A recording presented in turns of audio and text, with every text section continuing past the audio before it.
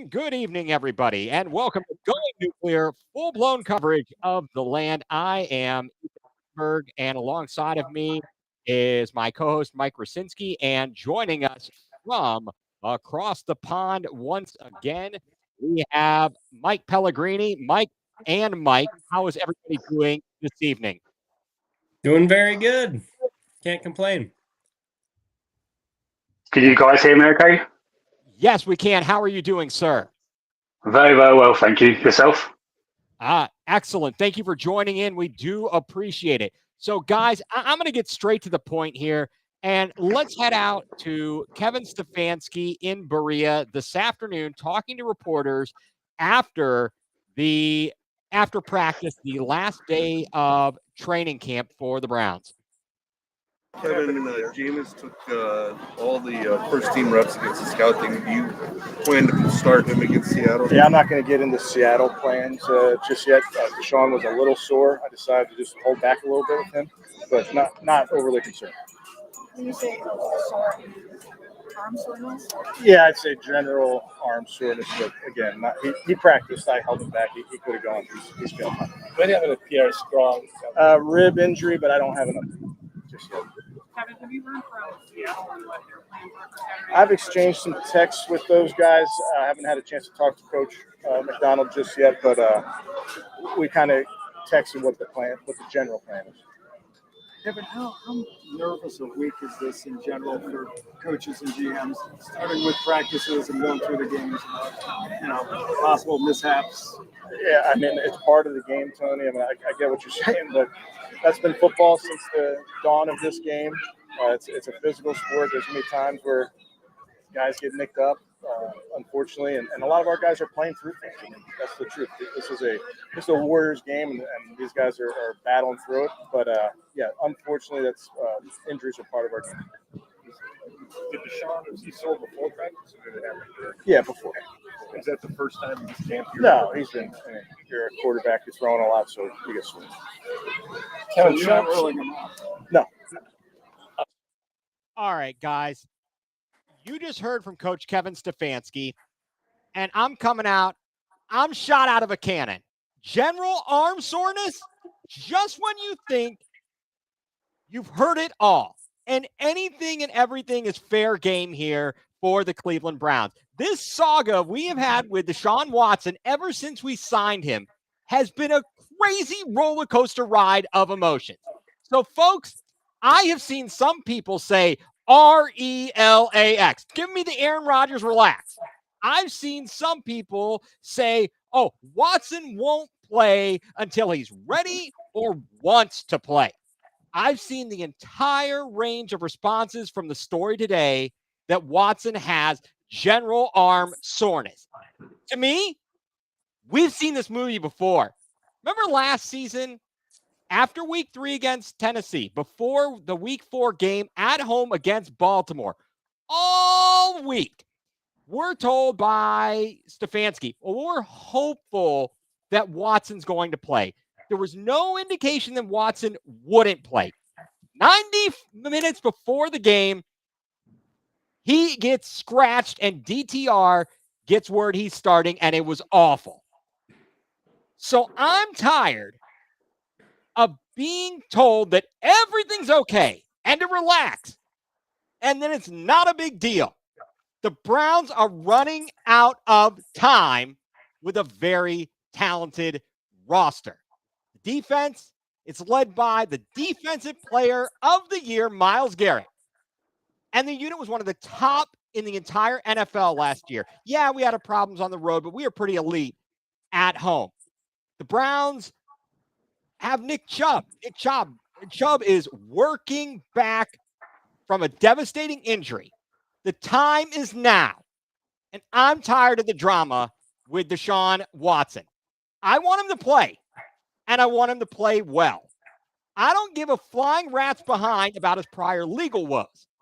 I don't care about all of his travels in the offseason. I don't care about his tattoos. I just want him to lead the Browns to some victories. And until I see him on the field operating a new offense under new offensive coordinator Ken Dorsey.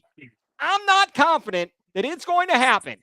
And to hear about a possible physical ailment to the part of the body that was injured and took him out for the season last November only leads me down the doom and gloom path that we may never, ever get to see the quarterback that Jimmy Haslam and the Browns organization went all in on. Let's see what happens. Whether or not he plays on Saturday is now more than ever in doubt. And until 4:25 p.m. on Sunday, September 8th, Cleveland Browns Stadium, when the Browns take on the Cowboys and I see Watson lining up to take a snap, I will not RELAX. And that's what I'm thinking this afternoon when I hear Kevin Stefanski talking. So I apologize, but I am shot out of a cannon. And let's see what Factory of Sadness has to say here. Oh, this guy chimes in. Last season with Watson, Stefanski will be on the hot seat. Bet on it. Guys, what do you think? I'm glad you got that off your chest. I think you needed to do that, and it proves to me that you are a true Cleveland fan. Because what do we always do? We expect the worst, and it usually is the worst. Yeah. So, yes, for Stefanski to come out and say something, it's like a trigger word. General arm soreness is a trigger word for Cleveland sports fans with Watson, especially what we went through last year after the last time he had general arm soreness. So I think we need to sign Flacco. That's going to be the answer. Oh yeah, definitely. We'll pull him from the grips of Indianapolis. But don't worry, we got to eat some W's with Jameis Winston. True. We have Winston and we have our first round pick again, so we can trade that to the Colts and get Flacco back since we have Okay. All right. I like the plan. That's the strategy. I do like the plan here. Mike, you've listened to my rant over there far and away. You get to digest these things from an outsider's perspective. As you see the news come across the wires, as it were, what are you thinking over there, Mike? To be honest with you guys, this is the first I've heard about it because I really haven't kept some tabs on Browns news today. Well, that's disappointing. I know. You must have been tired from last night's Guardians game, and we'll get to them very shortly. But, I mean, tell me I'm wrong here. I don't think that I am. I don't think it's unreasonable to start getting worried. It was bad enough when we were talking about the left tackle situation, okay? So, guys, let's talk about where we're at, not just the Watson situation.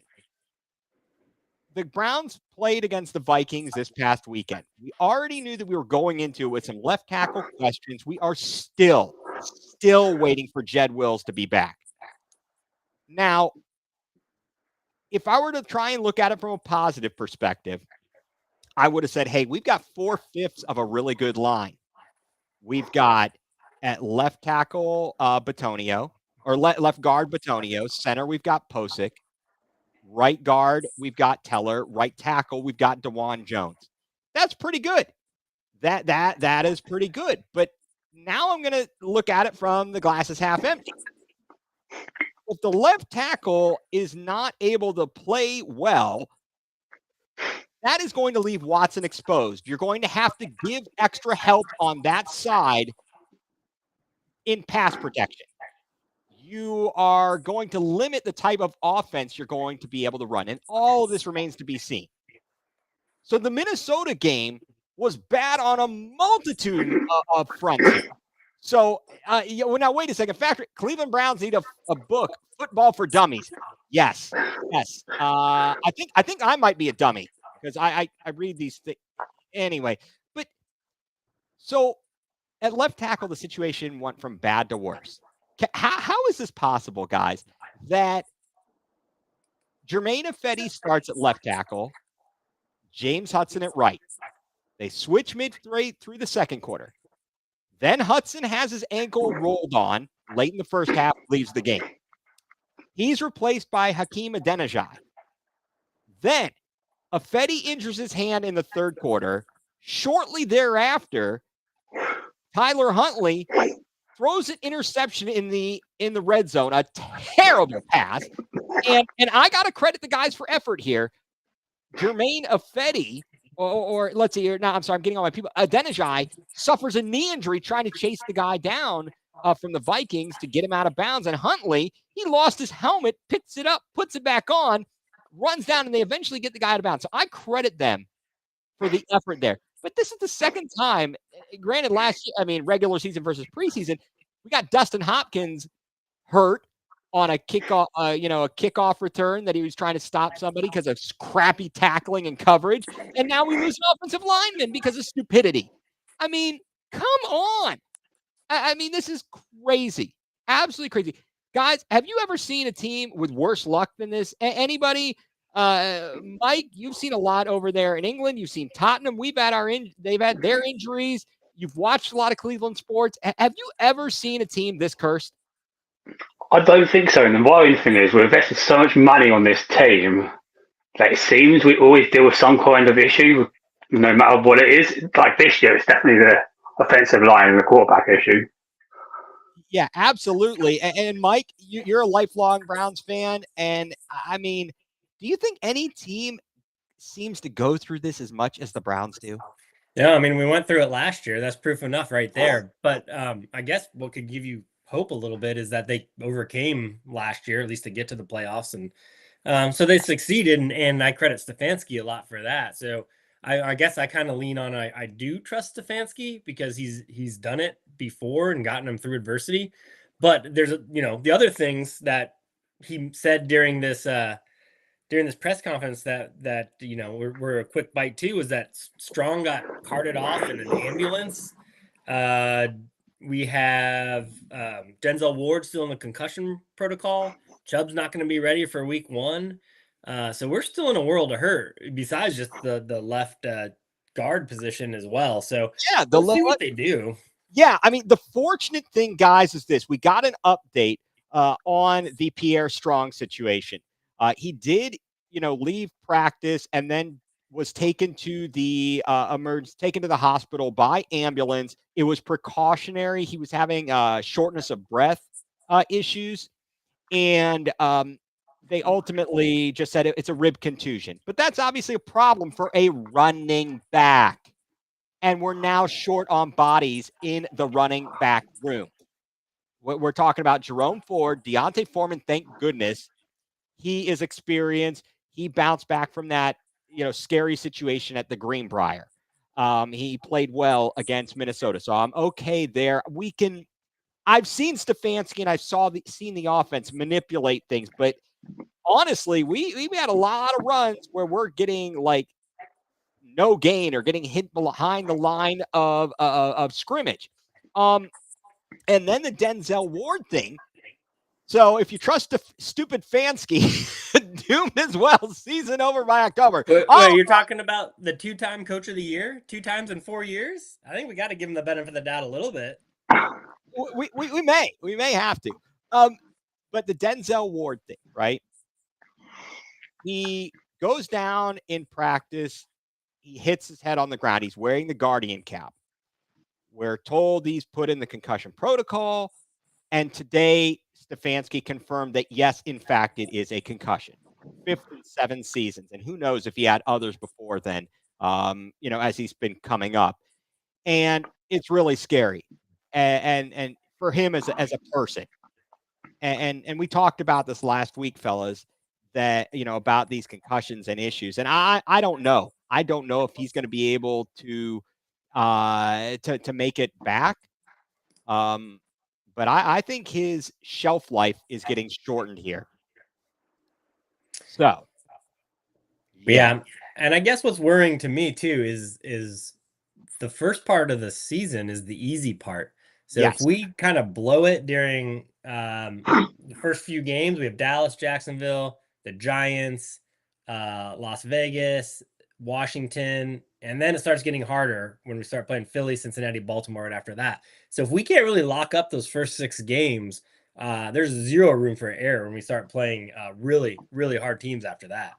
Yeah, absolutely. I mean, Mike, when you're looking at the schedule, and this is our friend Mike from over across the pond here, did you look at the Browns schedule at all? And what did you think? What were your, we did a schedule preview show. When you looked at the schedule, did you have any thoughts about like, this, maybe we could be, what were your thoughts about the record, I guess? Yeah, about 4-2 after 6 games was my initial thoughts. Wait, how many did you think? Like, go 4-2 the first 6 games. Okay, gotcha. Like Mike just mentioned, we've got no leeway for error if we end up going like 2-4. Yeah, it's gonna be. Yeah, it would be very, very difficult to bounce back from a tough start like that. Okay, factory sentence. Think about your life after football. You can't cut it in football anymore.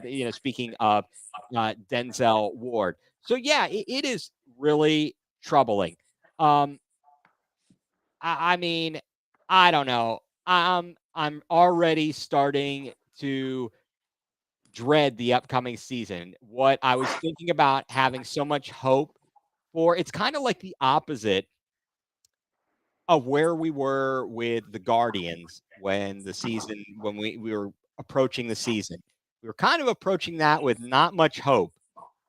And then they started to surprise us. Now I'm starting to feel a little bit leery about the prospects for the Browns. Now, well, this is kind of a lighter story, guys. And Factory of Sadness, comments thinks they'll go 8-9, and I wouldn't be surprised. We, in the coming weeks, everybody, we are going to revisit our schedule predictions for the Browns and see where we stand if we change our thoughts from our initial. Now, I know, Mike, you went in with a pretty conservative, like 9-8. I was a little bit more than that, and Jacob, my son, joined in, and he was a little bit, he and I were about the same. Maybe we had different couple games flip-flop, but either way.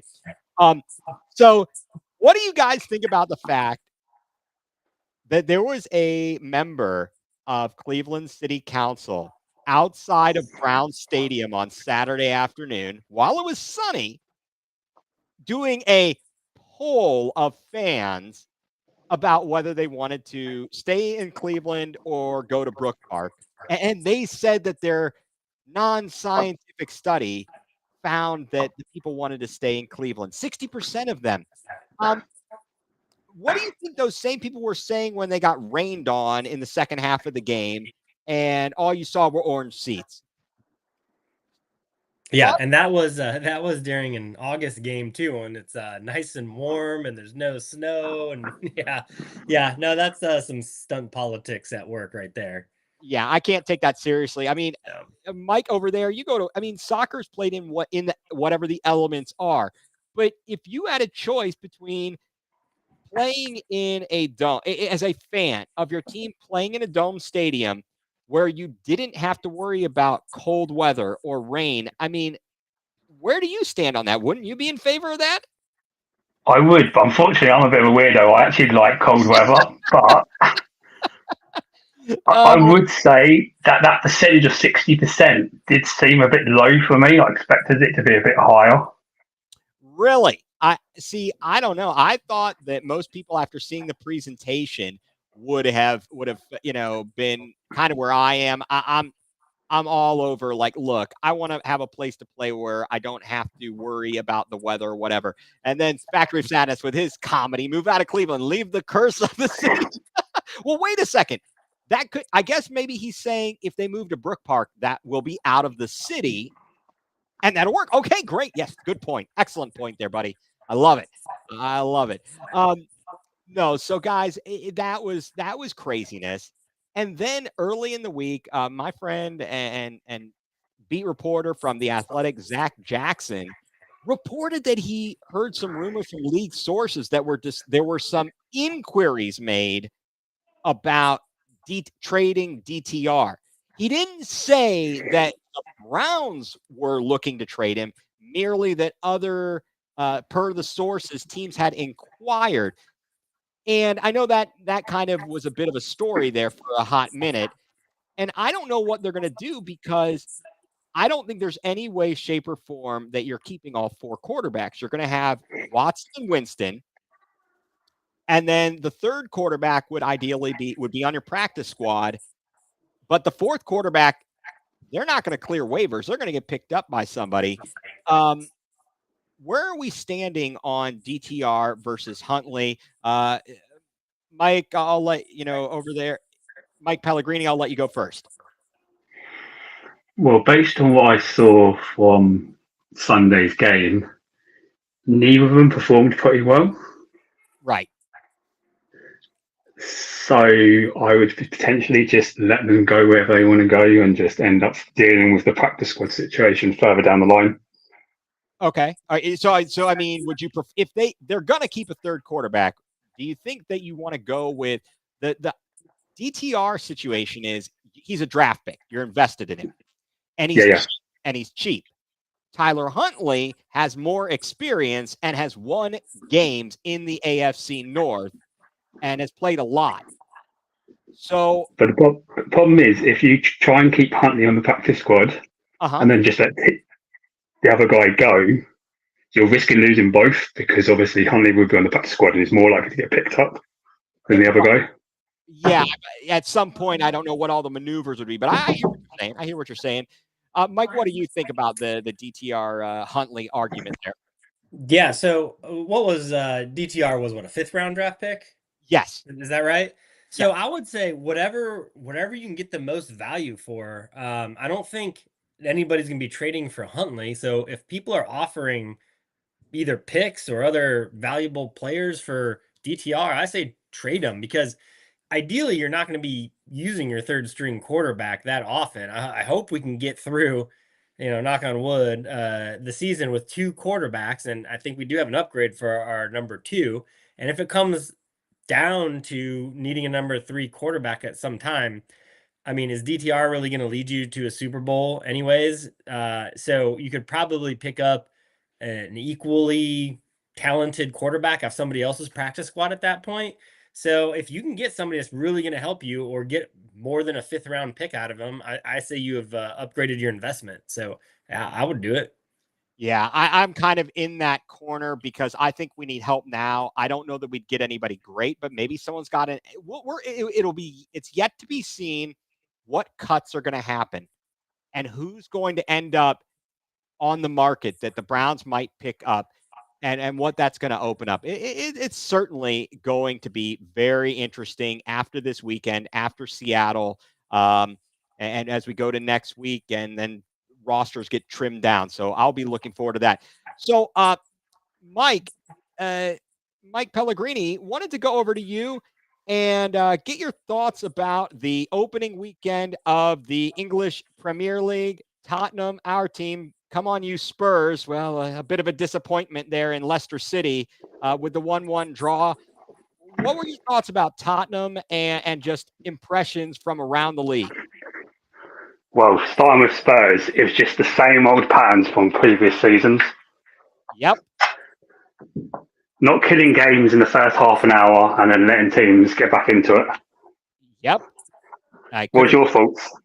That is exactly my thought. Here was exactly what I wrote down is lather, rinse, repeat. They do this. They've been doing the same stupid thing season in and season out under multiple managers. They can't finish. You got clowns trying to dribble into the box, do one-on-one plays. There's no movement, no passing. It looks like we're watching the Cavs and trying to go one-on-one all the time, where we got someone dribbling with a stanky leg, and nothing. We get no shots on goal, and then and then we give up a stupid counterattack and have a lapse on defense, and we're even.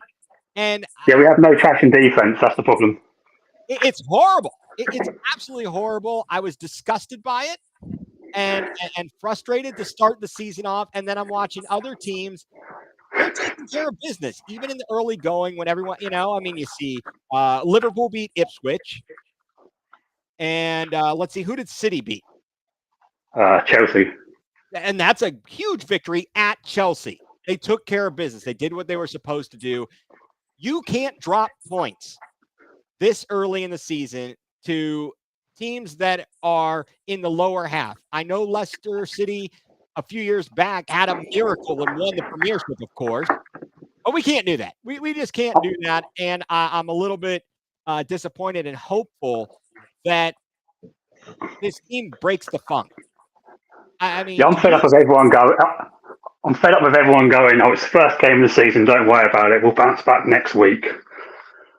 right, and that's exactly my thought. I'm like, it's again. I have said this before, Mike, that I feel like Tottenham is like the Cleveland of the Premiership.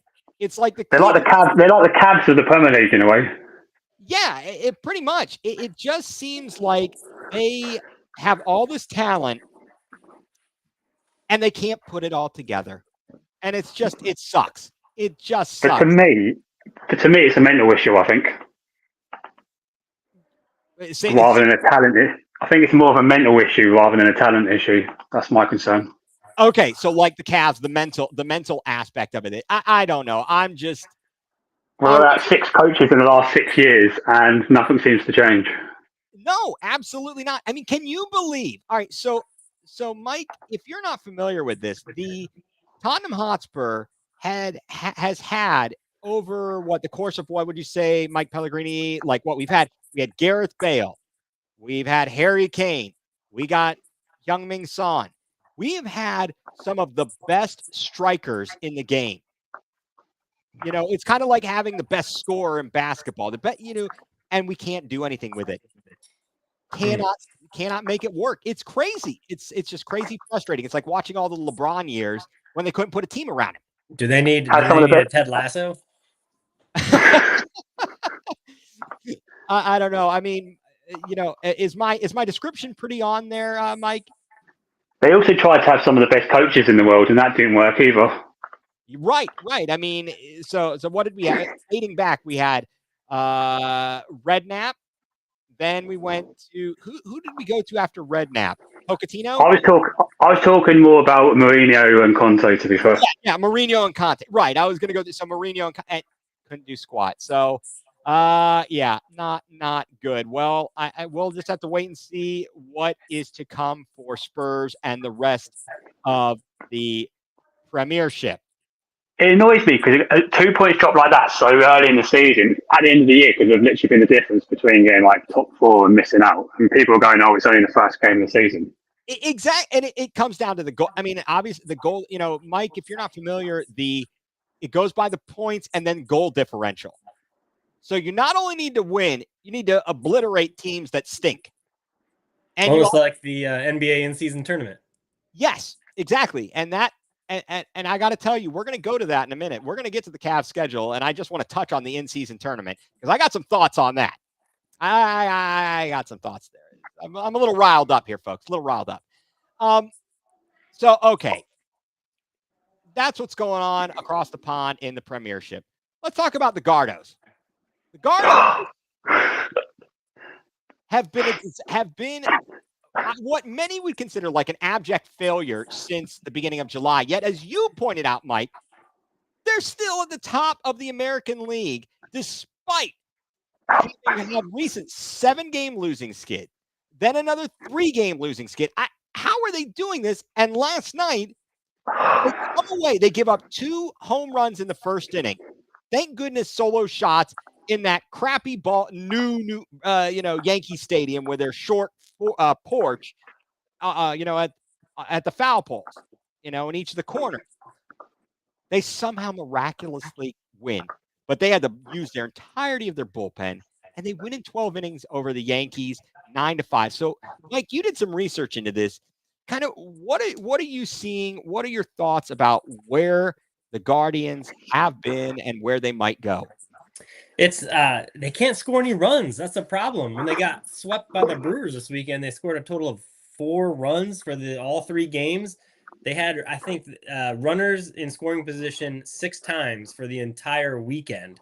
They actually scored more runs in the 12th inning yesterday than they did for the entire Brewers series. So, and it's just been a dramatic fall off since after the All-Star break. And I don't know what it is, but some of the numbers they have since the All-Star break, you have Jimenez hitting 263, Brennan 261, Naylor 242. Those are actually pretty good. That's above average. League average is 240 right now. But then you got Fry at 230, Noel at 228, Kwan at 225. Like, where did this go? Before the break, he was 380, 390, and he's dropped off a cliff. Yeah. I don't know. I think that's part of the problem. He's the table setter, and he's not setting the table. Because you do have Ramirez, who's actually been performing very well behind him. So I don't know. That's been the most disappointing right there. But then let's go down to like the rookies who have kind of regressed to the mean. You got Angel Martinez at 206, Tyler Freeman 188, Bo Naylor 183, Rokia 175, and Schneeman at 163, all after the All-Star break. And so that ranks, I think I saw here in the average, they are 28th out of 30 teams in batting average since the All-Star break. What's amazing about that is they are 15-15. They have a 500 record after that dismal of an offensive performance. So somehow they keep winning. And even though people are knocking their pitching, that's really what's been holding them into the games. Not just the bullpen, but the starters haven't been doing awful either. Exactly. Now, Mike, how late did you stay up last night to watch the game that went in 12 innings last night? So I tweeted jokingly saying it'll be fun to watch us lose in a walk-off at 3 a.m. when we didn't score anything in the top of the ninth, and then I think the game finished at like 17 minutes past 4 in the morning. Oh, brutal! Oh, that's brutal, buddy. Like I said, you are a more devoted fan than I am. I got it. And when we were up 6 runs with Barlow coming in, I still didn't feel comfortable. You're not alone. You are not alone. But yeah, I mean, it's just unbelievable. Now I went to the Nationals game last night because we get free tickets for joining the Arlington library over here. Hey! I got to say Jose Tena play, who we traded to the Nats. So and I was looking at the scoreboard. I'm like, this dude's hitting 350. I think he has more hits than Lane Thomas in half as many at bats. And he played a decent third base too. So I don't know what happened to Lane Thomas, but I think he has 7 hits and 60 at bats or something like that. It's been it has been a pandemic. I mean, I hate to use the word like lightly and not a joking fashion here. It's been horrible. I mean, I'm looking at last night. If it wasn't for Lane Thomas last night, though, guys, we wouldn't have won that game because he had a clutch hit to pass him in front, if I believe correctly. You are correct. But let's look at this. Quan went 0 for 4. Ramirez, 1 of 6. Naylor, 0 for 5. I mean, what in the world is going on? And you're right, Mike, that Quan is the table setter. We have got to get him on base to start things off for this team. It is so crucial. I actually had and it seems like, I don't know, we saw in the series in Minnesota that the Twins gave us a steady diet of off-speed pitches. And I might have mentioned this on the last podcast. I listened to Tom Hamilton, and Hamilton was saying that former Cleveland Indians broadcaster Mike Hegan, who's no longer with us, talked about you've got to basically be ready for the fastball and prepared for a fastball, and anything else you just have to adjust to. And very similarly, I was just Scott Bybee, father of Indians pitcher Tanner Bybee, he's on Twitter and around, and he made a comment and I, something, and I replied to him, and he replied to me. So we had a little bit of a back and forth, but he kind of reiterated the same thing about the hitting. And I'm sure that they're talking to the guys about that, and I don't know what's going on. Is it all between their ears right now? Are they overthinking it? Well, let's not forget they are the youngest team in baseball too. So that could have something to do with it. And we've also got a untested manager. Mm-hmm. So this is very difficult. And tonight, so we were fortunate to win last night. That was huge. Minnesota. I'm watching the game in a moment. It's not going very well, guys. No, it is not. We are losing 7-0. I was going to get around to that because last night was key. We win last night. Minnesota, Kansas City both lose because we needed some breathing room. Otherwise, I mean, if we'd had lost, Minnesota won, the lead's down to a game and a half. Well, thank goodness Minnesota lost. We won, lead back to 3.5. looks like after tonight, it's going to be back to 2.5 because the Twins are doing a twin killing on the Padres, 10-1 right now. And I'm not sure what's going on in the Kansas City game. That is in the bottom of the second. It is scoreless. So, yeah, Guardians, we've got some issues here. Do they have anybody? Do they have an ace up their sleeve? Fact, cost, so coast in playoffs and first round exit. I was thinking the same thing, my friend. Do we have any aces up our sleeves? Is there anybody left at AAA, either hitting or pitching, that we need to be calling up? The people I've seen or heard about, everyone talks about Manzardo, get him back up here. I believe that Valera has been hitting pretty well. Chase DeLauder just got called up to AAA. And there's some guys who are some really pretty good pitchers. Have you guys heard any names, or do you think the Guardians have anything up their sleeves that they can pull out to light a spark in this lineup? Where's Angel Martinez? Yeah, I'm hoping actually on the pitching front. The hitting, they absolutely need to figure that out. The pitching front, I'm just hoping that Logan Allen and McKenzie can figure it out down in AAA, and we can bring them up in September, regain their form to how they pitched last year, or yeah, I even got better for McKenzie, and that will be almost like trading for a pitcher at the trade deadline if we can rehab these guys. Yeah, I mean, how bad of luck is it? So, we trade for this guy, or we pick up Alex Cobb, and he comes out and does well. Makes 2 starts and is looking pretty solid. And then now he's on the 15-day DL with a broken fingernail, a fractured fingernail. I'm like, when I read more about it, I understand what's going on, but I'm thinking, are you kidding me? A fingernail? Can we get him to the nail salon? Can we get him a Lee press on? Let's go. I don't know. Mike, have you ever heard of this shenanigans? Does anybody in football, have to stop because they get a broken pinky toenail? I don't know, mate, but I have been hit by a baseball with my finger, and it's pretty painful. I can tell you that. Yes, at Comiskey or whatever their baseball stadium is. Yes. What's that? At Chicago, you were at the game. Yeah, it was at the White Sox, and I was actually on the TV because of it, because I got hit by a ball behind first base. So I can confirm it's definitely painful, but for me, the pitching has been an issue all year since Bieber went down to the end of the season injury. McKenzie, to be honest with you, I feel like McKenzie should have gone for Tommy John last season because he's definitely got an injury going on there.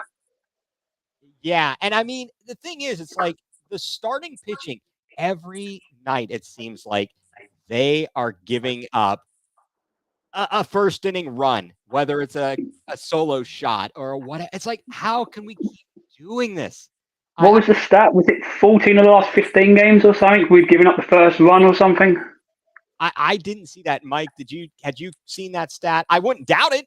Yeah, that sounds about right to me, just watching the games, and they all have to play catch up. It's brutal. It's just so much stress. And you know who is down in the minors, though? Miles Straw. Miles Straw. You want to bring him back up? He is the answer. He's the straw that's he's batting 242 with 2 home runs. So there's that. Oh yeah.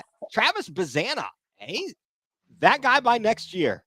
I think we could see him in Cleveland sometime next year. He's doing pretty well down in Lake County. I'm really, really impressed with that. I don't know what that's going to really do for us, but nevertheless, I mean, I look at this. I look at the thing, and all I can see is we've got no runs on 3 hits, no errors, and the score at the end of 6.5. New York Yankees 7, Cleveland Guardians nothing. And I can hear Bob Uecker saying we got 3 GD hits. You can't say GD on the air. Don't worry, nobody's listening anyway. Yeah, nobody will be if they keep playing like this. Yeah, it really is kind of crummy. So I don't know. The Guardians maintaining a slim lead, and we'll see what's to come here Thankfully, they have a 10-game homestand after this with the Rangers and the Royals coming to town. So I think that'll be a big one where they can make up some games. Absolutely. Well, we know the Rangers are going to be very, very. They're the Rangers. We should be okay against them. The Royals is what I was going to say. Is that's a challenge. I mean, that's going to be a dogfight. Bobby Witt Jr. is just amazing. Who do you guys think is the bigger threat, the Twins or the Royals going down the stretch?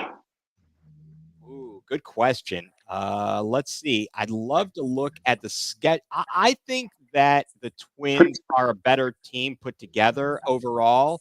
But I don't know about the schedule. So I would say the Twins without looking at their schedule. I don't know. Mike, what do you think? Yeah, I'm more scared of the Twins. Just the fact that they were something 9-10 games out for majority of the season, and they've just kind of been storming back. So they played a lot better baseball over the last month and a half than us or the Royals, really. So yeah, I think the Twins scared me more than the Royals. Yeah, and I'm looking at their schedule. Well, the Royals finish up with the Angels. Then they've got they're continuing a homestand against the Phillies. That's an opportunity right there. If the Guards can win a few after this New York series, and Kansas City takes on Philadelphia, there's a chance there.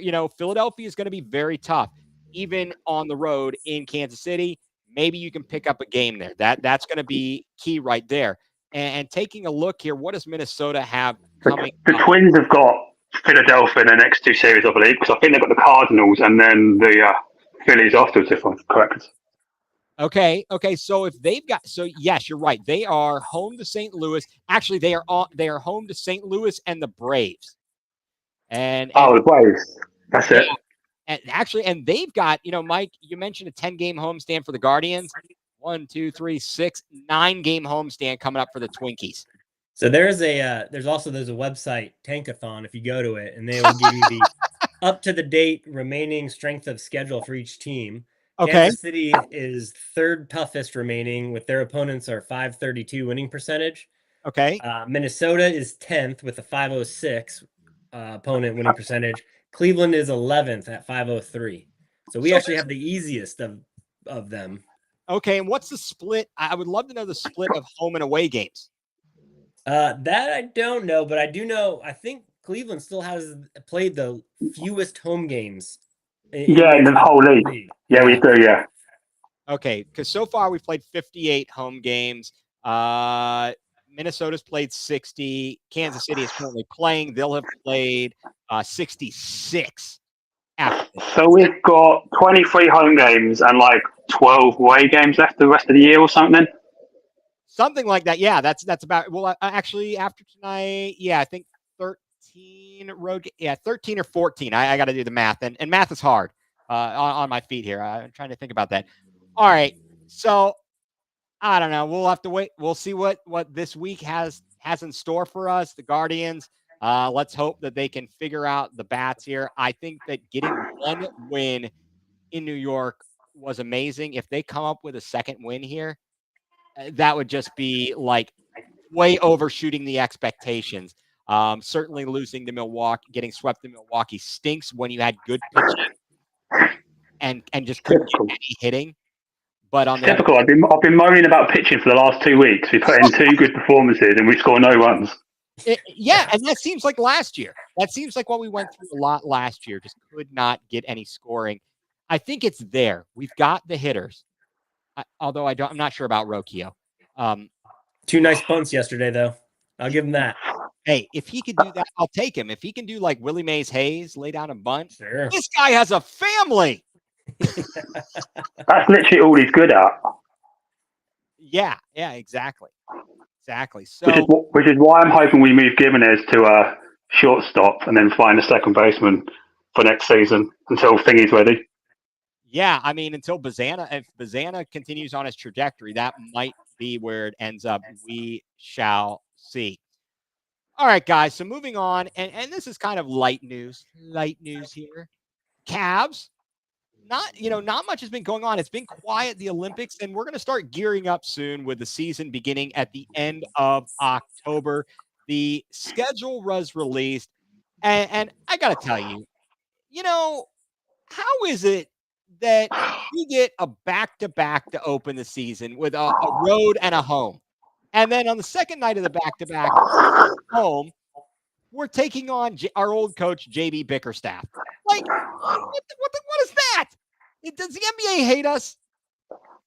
Yeah. Yes. I think it's been proven in years past the NBA does hate us. I don't know. I'm a little bit perturbed. Is it just me, or do we just play the most back-to-backs in the entire league? Because it just feels like that every year we just get so many of them. Yeah, I saw the stat. I think maybe, and I shouldn't shoot from the hip, but I believe I saw that maybe we have 11 back-to-backs. I don't know what they're home and home, whether away home, just in total, maybe 11 back-to-back. I'm just. For me, living across the pond is so annoying having back-to-backs. Right. And I've never liked it anyway, because if you go and look for the schedule, the amount of times you have a back-to-back, then have like 2 or 3 days off, then play like another back-to-back, you're like, why? Why not schedule it so you have one game, a day off, then a game, and a day off? Right. It's crazy. And yes, Factory of Sadness, everyone does in fact hate Cleveland, all the leagues. They're all conspiring against us. They're all conspiring. But yeah, I agree completely. And I know what this whole thing, it's so funny because you hear these players complain about the schedule. And then if you went to them and said, let's shorten the schedule, let's cut a few games off, they're like, no, don't do that, because it takes away money. And you can't rest your stars either. They don't want you to rest your stars and bench them, because that also loses money. So you have to play so many games to be eligible for these awards now. You can't win. No. Yeah, but if you started the season a week earlier and removed all back-to-backs, teams were less likely to rest their stars, which means they'll generate more money. That I would think so. I'm sure. Here's the funny thing, and Mike, I will ask you this because I'm not familiar with it. Here, as you might know, I'm sure you're well aware of, there's all the unions, the NBA Players Union, the NFL Players Association, so on and so forth, the Major League Baseball players. So you've got these big unions. And obviously the collective bargaining, and you get into these contracts, and as such, it's hard to get all these changes. How does it work over there in the Premier League and soccer in general? So in the Premier League, they have to have a certain percentage, like VAR, for example. We spoke about this privately, I think, if I remember correctly. But a lot of fans in some clubs wanted VAR to be scrapped, specifically Wolves. Okay. But they needed I think it was 13 or 14 vote majority out of 20 league clubs for it to be scrapped. Okay, so to like make rules and amendments, it's voted on per club. Yeah. Okay, so it's different. It's definitely different. Here, the players have a lot of power. They really do. But at the same time, then you kind of have to crack up when they're complaining about things, but it's like, this is kind of in your control, friends. But aren't these contracts really long as well for the bargain agreements? Aren't they like 7 to 10 year agreements or something stupid? So it's really hard to adjust on the fly. Exactly. So the Cavs schedule comes out. Then I see people talking about, we're slate. We've got 4 games on TNT, 4 games on ESPN. And then they try to say, I love this, guys. Don't start with this. That's all right. Yeah, you're going to fall asleep talking about the Cavs. It happens. If the games are on NBA TV, is that a national game? Yeah, that's even less so. Nobody watches NBA TV or has NBA TV. I was going to say, aren't these blacked out for you guys or something? Because that's what I've heard all over Twitter. Every time a Cavs game is on NBA TV, everyone's going, I'm moaning, I can't watch it. Yeah, I can afford, because we're at, Mike, you and I here in the Commonwealth, we're out of the area. I can get it. But the thing that ticks me off though is then they don't actually have their own crew most of the time. They'll just use whichever team is the home team. So it's the Cavs, I'll get to listen to the Cavs, TV team on Bally's. But if they're the road team, then I got to listen to some other chuckleheads. I'm like, oh, come on, man. And I'm paying enough money to watch the Browns. I just can't do it for the Cavs. It's too much. even though it would be a better value per game, you know? Indeed. Yeah. Indeed. Yeah. So I don't know. Amani Bates re-signs 2-way contract with the Cavs. That is good. I don't know. Mike, as you saw the schedule, you know, either of you when it came out, any thoughts? I know it's early. There's not much to talk about. We were going to talk a little bit about the NBA Cup. Do we care about this? I thought at first I thought it was kind of lame. Then I thought it was exciting. And now I'm just back to that's lame. I'm just excited to see what the courts look like this year. That's the most exciting part. I went They blind. have the different courts and the different uniforms, and yeah, go for that. I think they need to raise the stakes. I think like the winner needs a first round bye in the playoffs or an automatic bid to the playoffs or something. I don't know. Like more than just like the money aspect. Right. Like actually have it mean something. It- Or the exactly. number one pick. Maybe you get the number one pick in the draft. I don't know. I I'm don't just know. spitballing here. And Mike, you know, we were talking about this from, you know, one of the guys on Cleveland radio, Emmett, he's a huge Spurs fan. And he was talking about the in-season tournament, kind of comparing it to some of the various cups in the, you know, in English soccer, the Carabao Cup and the this and the that. Yeah. I mean, do you think that the in-season tournament in any way can ever get that stature? It's quite funny you say this because I was actually speaking to my mate about the NBA Cup the other day because I don't know if you've heard, but they want to bring Premier League season games to the US. Yeah, I've heard that. That's crazy. So I had an alternative of maybe turn the League Cup into like an NBA Cup style and have it in the US. Okay. Yeah, that would make sense. You know, to me, you're playing. So I definitely like the idea. Okay, I wish you. It starts or it counts as part of your record. So I'm like, why? And Mike, I know you like the courts and the uniforms. I, for one, I'm too old for that, and I like plain and simple. But let's see. Wait, how about you play for a championship for the pride of winning a championship and not just money? How about that concept? You know, I like that. I do like that thought. That would definitely be good. But I don't know, not much. We will wait and see what's going on. The Cavs. I'm looking forward to the season. I'm looking forward to seeing what what Kenny Atkinson can do with this group. Have we heard anything about Isaac Okoro? Nothing on the contract news. That is crazy. It has been so quiet. It's been crickets. I was literally about to bring that up because I've actually heard absolutely nothing on socials about Okoro, and he's like one of the guys that I really wanted us to keep because I think he offers a lot defensively. Oh, absolutely. And I think when he's not there, we just miss that physicality, and he's one of those players that works really, really hard. He might not be the most talented on offense. He reminds me a lot of Dele in a way because you know what you're going to get on the defensive end of the ball with him. Yeah, he's more talented than Dellavedova, but he's not consistent enough of a shooter, and he sometimes shies away from open shots. And the fact that even though he got his percentage way up last year, yeah, he did last year. So he's got potential. I like him. I think he's a good player. So if he stays, I'd really like to see him stay. And you know, because I don't know. What do you think his contract would be worth? Like, what kind of money do you think it'd be valued at in the market? Because I don't know if the Cavs are going to wait for another team to like put in an offer and then we try and like match it or whatever. Well, I mean, we've got the opening. Like we gave him an offer, so he's got an offer sheet. And some other team, I think, would have to match it. And that, you know, or if they gave him an offer, I think we'd have an opportunity to match it. Yeah. I forget. Do you know what that was? I do not know the figure. I forget exactly what it is. Mike, are you looking it up there? Yeah, I think it's somewhere around like 11 million. 11. Something.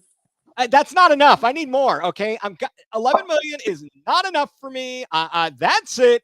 I need to sit. It can't be worse value than George's Niang then. Yeah, 11.8 million. Yes. Okay. Yeah, Niang. You know what I got to say though? Just as much as Niang is kind of like the butt of the jokes because he looks like one of us who's, you know, got a dad bod and, you know, shouldn't be a player in the NBA. he seems to be a pretty good dude. He I was going to say actually, he's good in the locker room. He's definitely good in the locker room, but on the court, I just don't see the value we're paying for him. no, I think they might have overspent on that one. I'm going to be very curious to see if some guys can come along. Love to see Amani Bates, and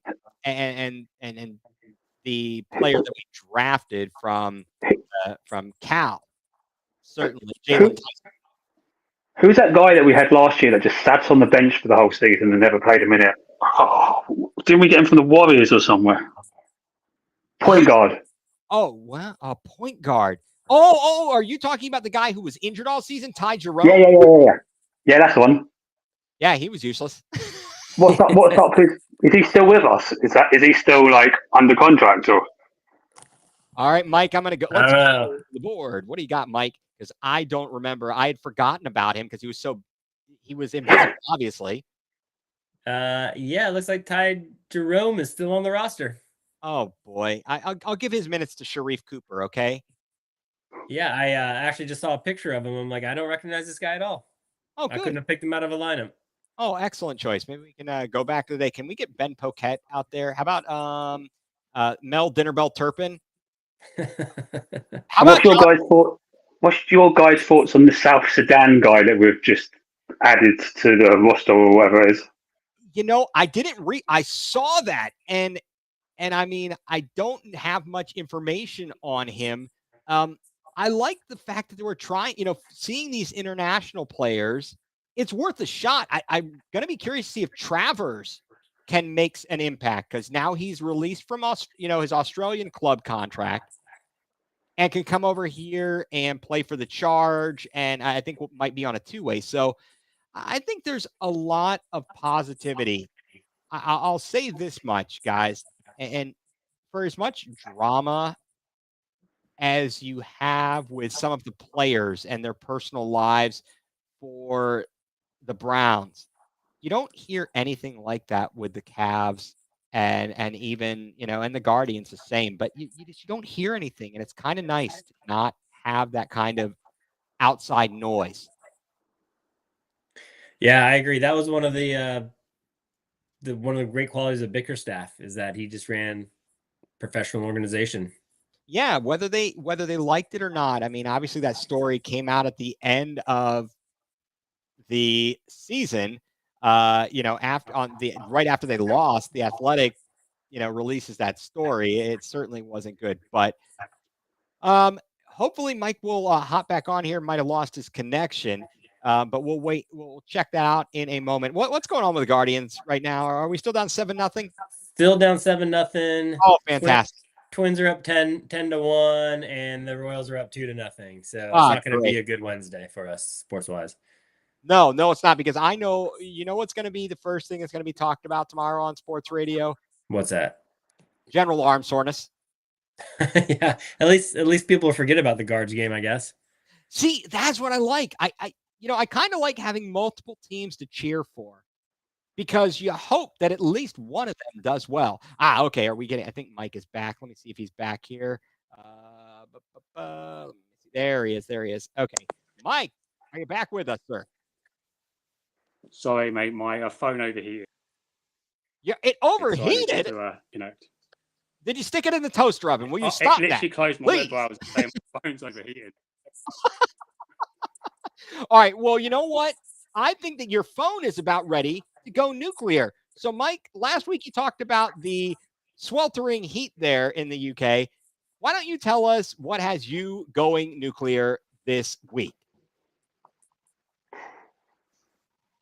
I don't really have anything for you guys, to be honest.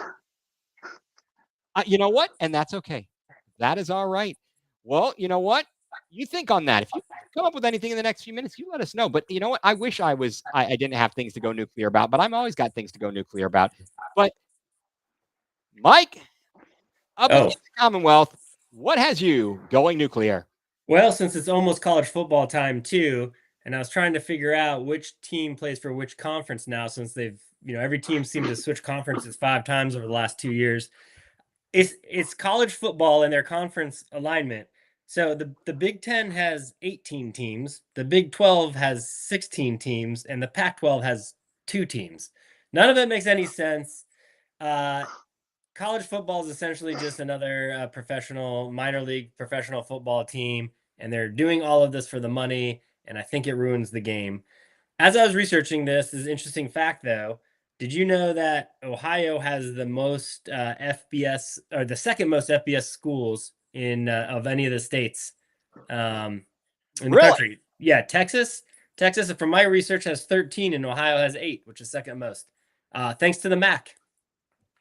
Yeah, let's go. Let's go. Talking some MAC, and I'm gonna and that's a great spot there because we're gonna mention something about the MAC for next week's show. I don't want to cut you off, so that's what has you going nuCLEar college football. Yes. Fair enough. Fair enough. All right, guys.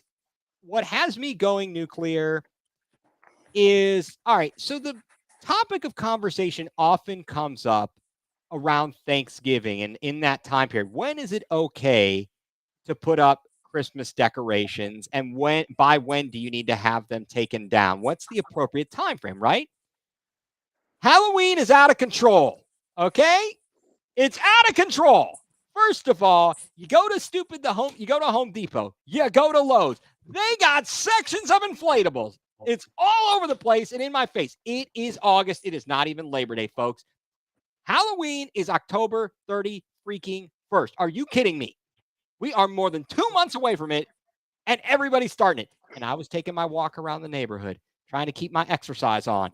And I'm walking around, and sure enough, I'm seeing people with their ridiculous Halloween decorations out on that porch. Folks, will you enjoy the summer? Can we at least wait till Labor Day before you decide to throw up all these decorations, guys? What is this? Can we not just enjoy the seasons for what they are and all the commercialism at the stores with the decorations? And they've got people hooked. They've got them hooked. So call me a Grinch of sorts, whatever the Halloween equivalent is of the Grinch or any holiday. It's too early, folks. Halloween decoration in the middle of August. It's too early. That is what has me going nuCLEar. So, guys, thank you very much for all your time this evening. Want to let everybody know next week we are scheduled to have on the program Jose Davis, former Kent State University football and basketball player, an Ohio star. We will have him on. We will be talking about what happened in his career, his experiences in college football, and his thoughts about where college and professional football is. In fact, he's got a son who is playing college football these days. Not D1, but is playing college football. So we will talk to him about all of that on next week's podcast. So from Mike Pellegrini from across the pond, thank you, sir. Thank you very much for having me again, guys.